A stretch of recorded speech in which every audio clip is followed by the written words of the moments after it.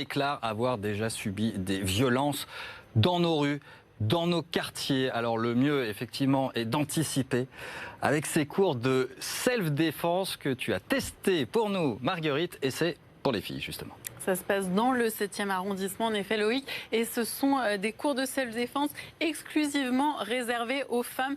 Pourquoi? Parce que ce ne sont pas des cours classiques. En fait, ils s'adaptent aux problématiques des femmes qui se sentent pas en confiance dans les rues de Paris. Voilà, comment réagir. J'ai testé avec Laurent. Il est gendarme et il a été mon professeur. Regardez.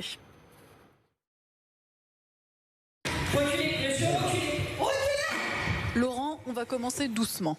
Oui, tout d'abord, on va travailler tout ce qui est position de notre agression. On va travailler notre position corporelle pour faire face à une situation difficile. Pourquoi les mains ouvertes? Parce que dans le langage des signes, en communication, le fait d'avoir les mains ouvertes, c'est signe de paix.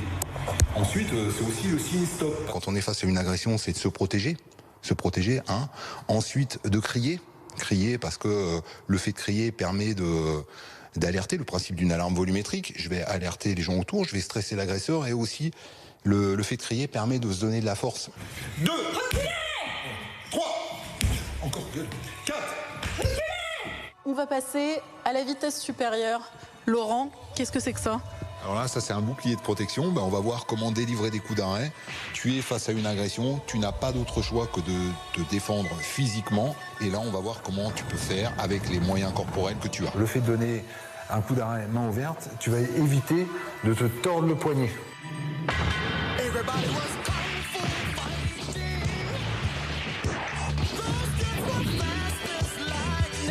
On va voir des techniques de dégagement sur différentes saisies et tu vas pouvoir mettre en application les coups d'arrêt que tu as appris tout à l'heure. La personne te saisit au niveau du poignet, donc on ne va pas opposer force contre force. Tu vas pivoter et frapper au niveau du poignet. Voilà. L'idée c'est quoi? C'est à partir du moment où on a vécu une situation au moins une fois, on l'aborde complètement différemment. On n'a plus le choc de la première fois. La confiance, c'est le mot-clé? Oui, bien sûr, la confiance, à partir du moment où on a confiance en soi, on est une proie beaucoup moins vulnérable.